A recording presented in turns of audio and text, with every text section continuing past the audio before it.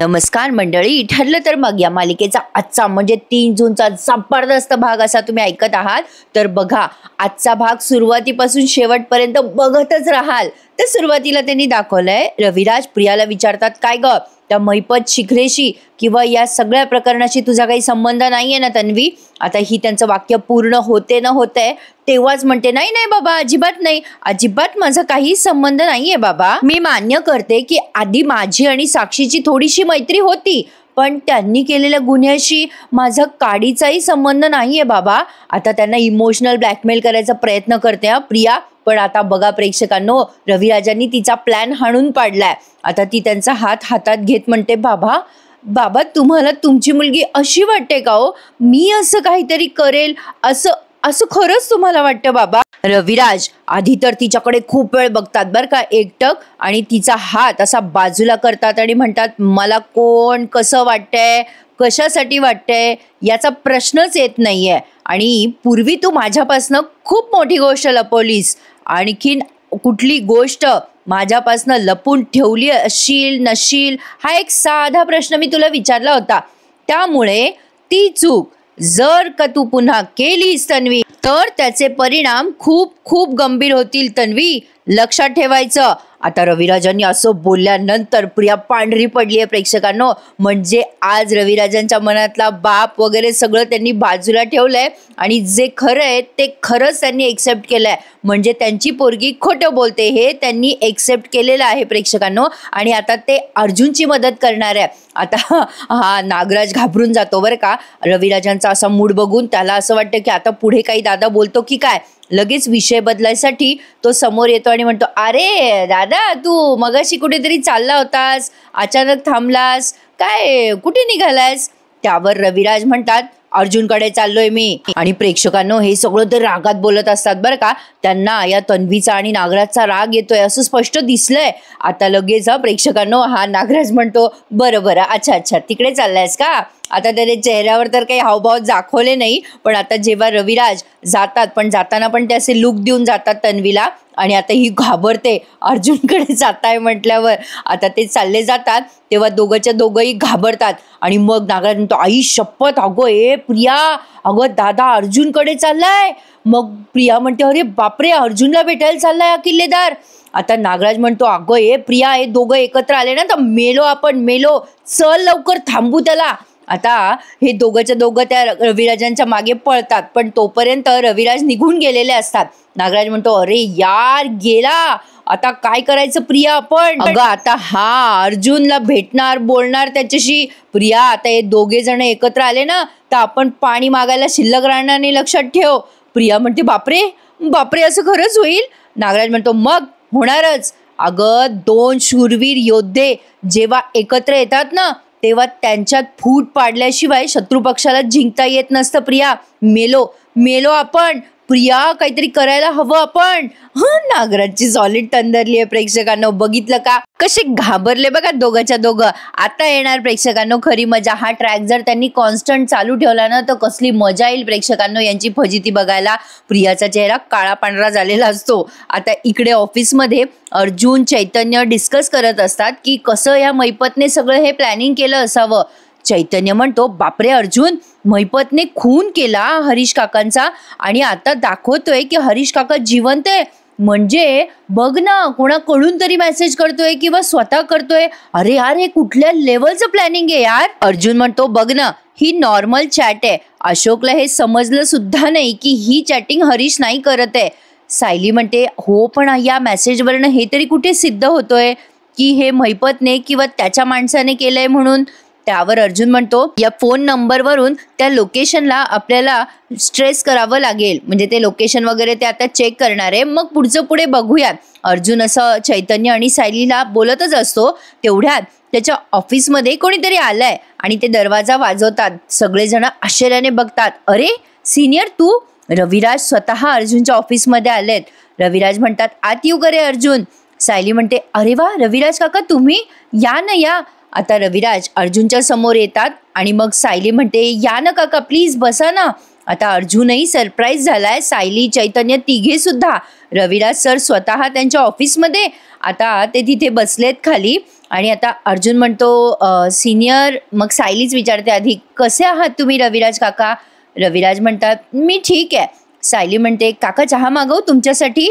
रविराज म्हणतात, नको नको अगं, नो थँक्स. आधी तर अर्जुनला अंदाज नसतो रविराज का आलेत त्याच्या ऑफिसला. त्याला असं वाटतं की तन्वीशी रिलेटेड असावं, म्हणून तो स्वतःच म्हणतो की ॲक्च्युली ना सिनियर, आम्ही काही तन्वीबद्दल बोललेलो नाही आहे. म्हणजे आम्ही काही असं डेट वगैरे पण मागवलेली नाही आहे कोर्टाची तन्वीच्या रिलेटेड. तू अचानक इथे, आम्ही तन्वीच्या चौकशीसाठी डेट वगैरे पण घेतलेली नाही आहे. आय मीन तू तरीसुद्धा इथे आलायस. अरे there is nothing to worry about it. मग रविराज म्हणतात, Arjun as a lawyer I have lot to worry about it. Chaitanya म्हणतो, म्हणजे सर? रविराज म्हणतात, म्हणजे मी तन्वीचा वकील म्हणून इथे आलेलोच नाही आज. मी फक्त एक वकील म्हणून इथे आलोय. एक असा वकील ज्याच्या आतला आवाज त्याला स्वस्थ बसू देत नाहीये. आता चैतन्य, सायली सगळे एकमेकांकडे बघायला लागतात. काय आहे बाबा हे आता नवीन? म्हणजे ते सरप्राईज झालेत ना. रविराज म्हणतात, अर्जुन तू कोर्टामध्ये सिद्ध केलंयस की तन्वी तिच्या आणि साक्षीच्या मैत्रीबद्दल कोर्टामध्ये खोटं बोलत आली आतापर्यंत. खरं तर अरे मी तेव्हाच भेटणार होतो तुला, पण कसं आहे ना, आपण दोघी एकाच केसमध्ये एकमेकांच्या विरुद्ध लढतोय, त्यामुळे मला कोर्टाच्या बाहेर भेटणं, तुझ्याशी बोलणं मला जरा अनएथिकल वाटलं, म्हणून मी इथे आलोय आज तुझ्या ऑफिसमध्ये. सायली सारखी बघत असते बरं का रविराजांकडे. आता रविराज खूप सिरियसली बोलत असतात, अर्जुन त्या आश्रमामध्ये ना आणखीन एक मृतदेह सापडलाय आणि मला वकील म्हणून हे सगळं खूप संशयास्पद वाटतंय रे. अर्जुन म्हणतो, हो रे सिनियर, एक्झॅक्टली माय पॉईंट. बघ ना रे, ही दुसरी बॉडी सापडण्याचं टायमिंग तरी बघितलंस का तू सिनियर?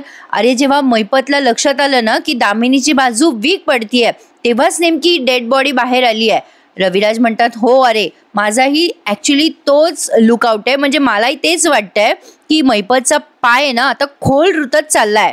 या केसच्या मुळाशी तुला जर जायचं असेल ना अर्जुन, आणि तुला माझी कुठलीही मदत लागत असेल, अगदी कुठलीही, तर ती मी करायला तयार आहे आणि नक्की मी करणार. प्रेक्षकांनो, अर्जुनच एवढा मोठा धमाका आहे आणि त्यात जर त्याचे गुरु म्हणजे रविराज किल्लेदार जर एकत्र आले आणि या दोघांनी मिळून जर या केसवर काम केलं तर काय धमाके होतील कोर्टामध्ये. जबरदस्त. प्रेक्षकांनो, या मालिकेसारखी मालिका कुठली राहणार नाही. अमेझिंग. आता अर्जुन तेवढंच वाक्य ऐकतो आणि तो एवढा खुश होतो आणि म्हणतो, आणि तो रविराजांचे आभार मानत म्हणतो, thank you so much senior. Sayali म्हणते, रविराज काका खरंच तुमची साथ ना आमच्यासाठी खूप मोलाची ठरेल.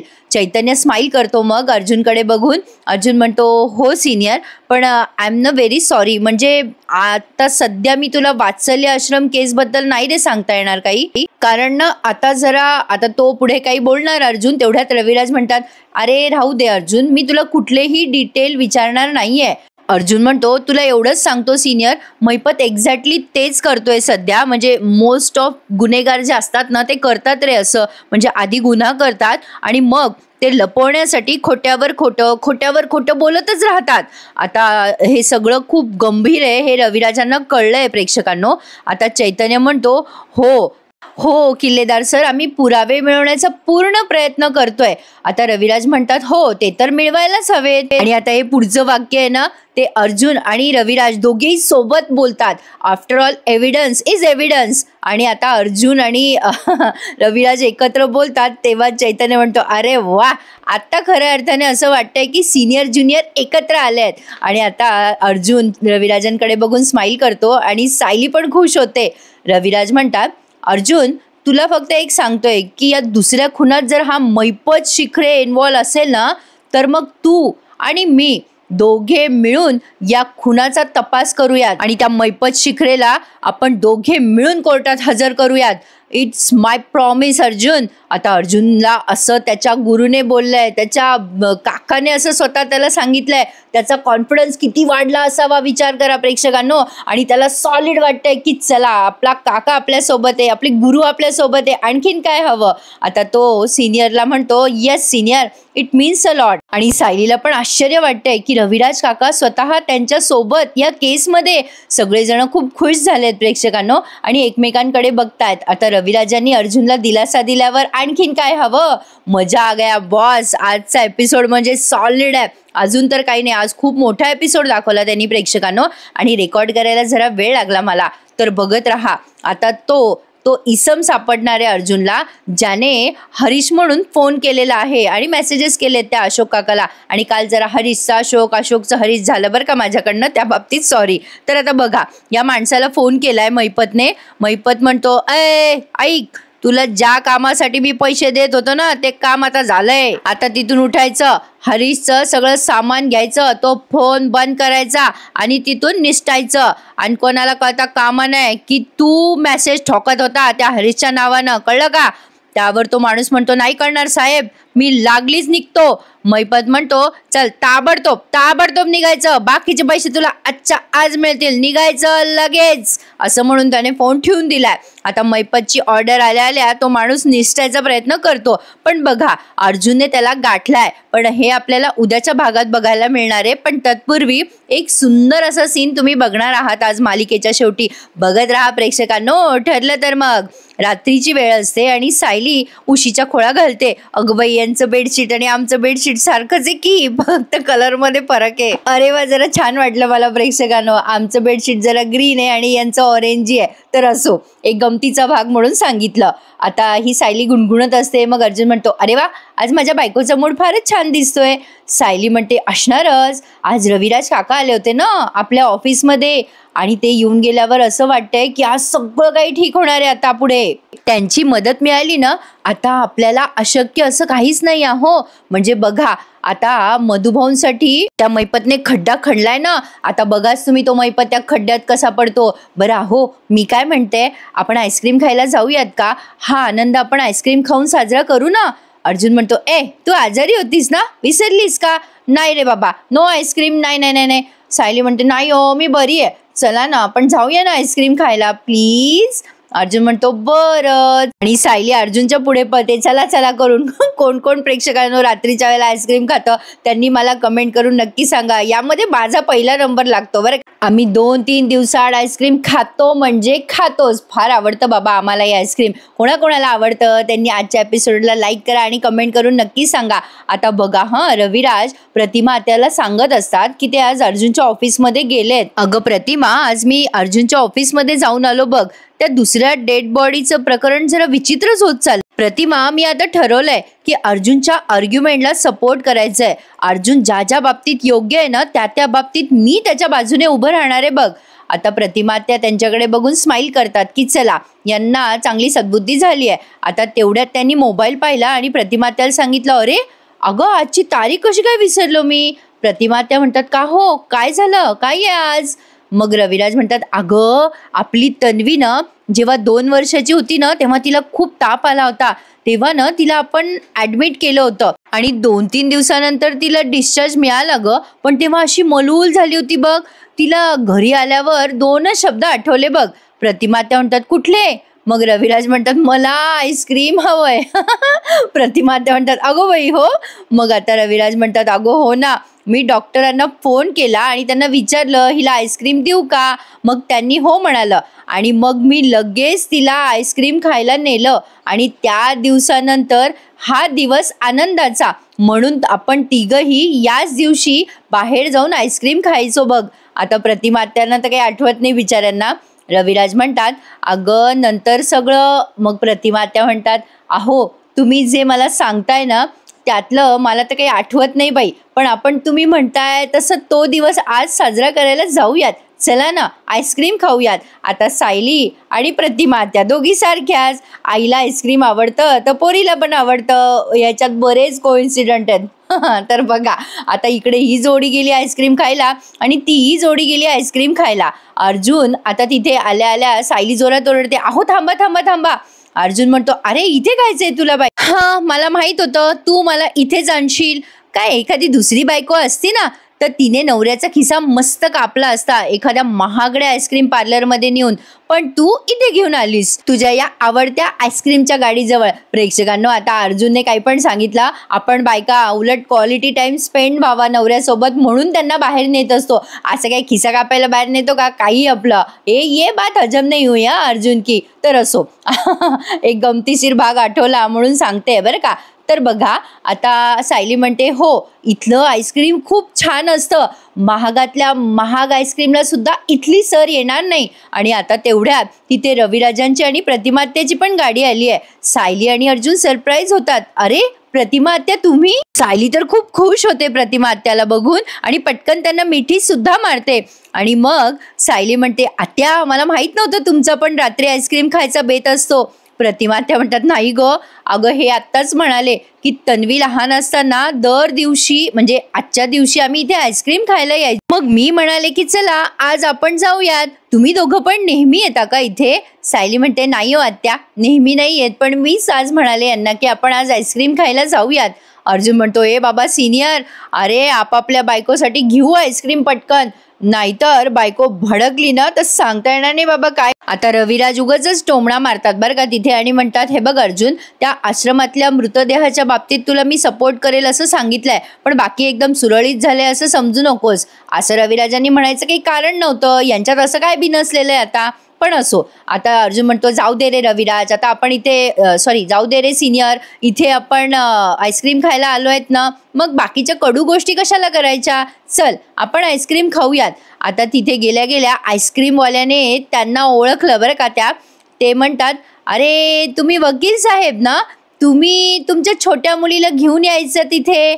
रविराज म्हणतात अरे वा, तुम्ही मला ओळखलं म्हणजे तुमच्या लक्षात आहे अजून सुद्धा. मग ते आईस्क्रीमवाले काका म्हणतात अरे वा, तुमची मुलगी तर फार मोठी झाली आता. आता ते सायलीला ओळखतात असं एकदम सगळेजण घाबरून जातात बरं का. रविराज म्हणतात नाही ही नाही आहे माझी मुलगी, माझ्या मुलीचं लग्न झालंय, आम्ही दोघंच आलो होतो नवरा बायको, पण अचानक हे इथे आम्हाला भेटले. आता असं बोलल्यानंतर अर्जुन म्हणतो बरं चला चला, कुठला फ्लेवर खाणार आहेत तुम्ही? मग आता प्रतिमा आत्या आणि सायली दोघीही मोठ्याने ओरडतात सोबतच चॉकलेट आईस्क्रीम आणि काय असलं तरी फ्रूट चॉकलेट आईस्क्रीम खातायत त्या. नाही चॉकलेट ड्रायफ्रूट असा कोणता तरी फ्लेवर आवडतो सायलीला आणि प्रतिमा आत्याला. प्रतिमा आत्या म्हणतात अगं बाई तुला पण तोच फ्लेवर आवडतो का सायली? सायली म्हणते हो आत्या, मी तोच फ्लेवर खात असते, मला आवडतच नाही दुसरा फ्लेवर. मग रविराज म्हणतात हो, प्रतिमा आणि तन्वी जेव्हा लहानपणी इथे यायच्या ना, म्हणजे तन्वीच्या लहानपणी, तेव्हा त्यांचा आवडीचा फ्लेवर हाच होता, दोघी जणी हाच फ्लेवर खायच्या चॉकलेट ड्रायफ्रूट. मग ते आईस्क्रीमवाले काका म्हणतात अरे वा वा, देतो हां. आणि आता त्यांनी आईस्क्रीम दिलंय बरं का कोनमध्ये. इथे काही सेकंद आता त्यांनी असं दाखवलंय की प्रतिमा आत्याला आणि सायलीला दोघींनाही एकसाथ भास होतात.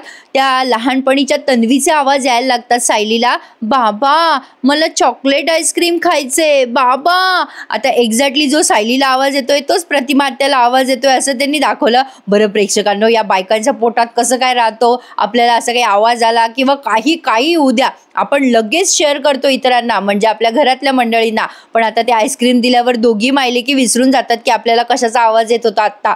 हे जरा नवलच आहे, म्हणजे सायलीला एवढ्या दिवसापासून एवढे आवाज येतात पण ती कधीच कोणाशी शेअर करत नाही, एक मधुभाऊ सोडले तर. हे काय करता प्रेक्षकांनो, अधूनमधून आपला रिचार्ज मारत राहतात, खोटी तन्वी खरी तन्वी, मग आपण खेळून राहतो प्रेक्षक या मालिकेत. पण असो, हे सगळं सत्य त्यांनी लवकरात लवकर समोर आणावं आता, पण काहीतरी हिंट द्यावी. आता हे सगळे आईस्क्रीम घेतात आणि बाजूला येतात. 200 रुपये झालेत आईस्क्रीमचे. आणि आता रविराज अर्जुनला पैसे देऊ देत नाहीत, ते स्वतः देतात. आता अर्जुन ते फ्लेवर खात म्हणतो अरे वा, हे छान आईस्क्रीम आहे, जरा डिफरंट. प्रतिमा आत्या म्हणतात सायली, आपण योगायोगाने इथे भेटलो खरे, पण तुम्हा दोघांना एकमेकांसोबत खूप कमी वेळ मिळत असेल ना ग, मग आम्हा म्हाताऱ्यांबरोबर तो कशाला खर्च करताय, जा तिथे बसा आणि छान गप्पा मारा. सायली म्हणते नको आत्या, आपण इथे बसून गप्पा मारूयात ना. प्रतिमा आत्या म्हणतात अगं बाळा, नवीन लग्न झालेल्या जोडप्यांनी अशा गोष्टी फक्त एकमेकांच्या सोबत करायच्या असतात आणि म्हातारपणी त्याच्या आठवणी काढायच्या असतात. किती छान बोलल्या ना प्रतिमा आत्या. रविराज म्हणतात, अगं आम्ही करतोय ना अगदी तशा, त्यामुळे तुम्ही तिथे बसा आणि गप्पा मारा. बसा बसा. आता सायली आणि अर्जुन तिथे एका बाजूला बसलेत आणि प्रतिमा आत्या आणि रविराज त्यांच्या गाडीजवळ जाऊन आईस्क्रीम खातात. पण आता इथे ना प्रेक्षकांनो खूप छान रंगवलाय त्यांनी हा शेवटचा सीन. आता अर्जुन आणि सायली त्यांचं आईस्क्रीम खूप एन्जॉय करत असतात आणि दोघं एकमेकांसोबत गप्पा मारतायत. अर्जुन मध्येच तिच्या नाकाला आईस्क्रीम लावतोय, मग सायली त्याच्या नाकाला लावते.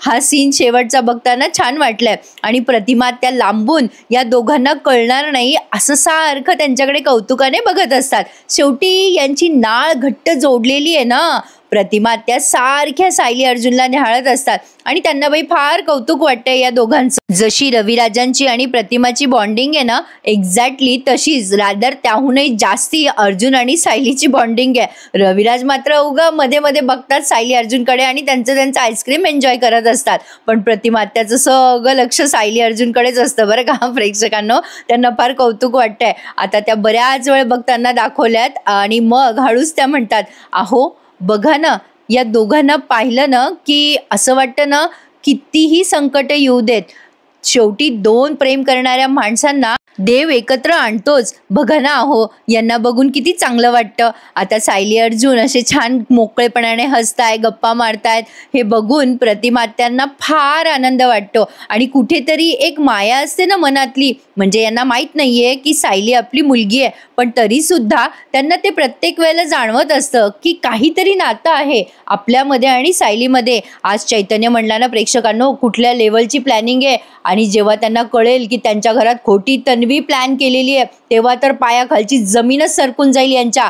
तर बघा, या सुंदर अशा सीनवर त्यांनी एपिसोड संपवलाय. आता पुढच्या भागात बघा, जो हरीश बनून मेसेज करत होता तो माणूस पळून जाण्याचा प्रयत्न करत असतो. तेवढ्यात तिथे अर्जुन आणि चैतन्य पोहोचलेत. अशी कुठली तरी कन्स्ट्रक्शन साईट आहे आणि आता ते पोहोचल्या त्या माणसाला जेव्हा चैतन्य अर्जुन तिथे पोहोचतात तेव्हा नेमका हा माणूस पळून जायचा प्रयत्न करत असतो आणि त्याच्या पिशवीतनं हरीश काकांचा आय कार्ड पडतं आणि अर्जुन त्याला धरून मारतो. आता थोडा थरार रंगवलाय त्यांनी आणि अर्जुन त्याला विचारतो, तुझ्याकडे हरीशचं आय कार्ड कुठून आलं, चल बोल, आणि सनकन त्याच्या कानाखाली वाजवतो. आता मजा येणारे प्रेक्षकांना पुढचे एपिसोड बघायला, कारण अर्जुन आता या माणसाला कोर्टामध्ये हजर करणार आहे आणि हे सगळं प्रकरण महिपतवरच शेकणार आहे. आता बघूयात प्रेक्षकांना पुढे काय काय इंटरेस्टिंग घडतंय. पण हे सगळं इंटरेस्टिंग आणि खरं खुरं ऐकायचं असेल, म्हणजे जे मालिकेत होते ते ऐकायचं असेल, तर आपल्या चॅनलला सबस्क्राईब करायला विसरू नका. ठरलं तर मग या मालिकेच्या डेली रिव्ह्यूसाठी भेटूयात उद्या पुन्हा एकदा. तोपर्यंत टेक केअर प्रेक्षकांनो. आणि हो,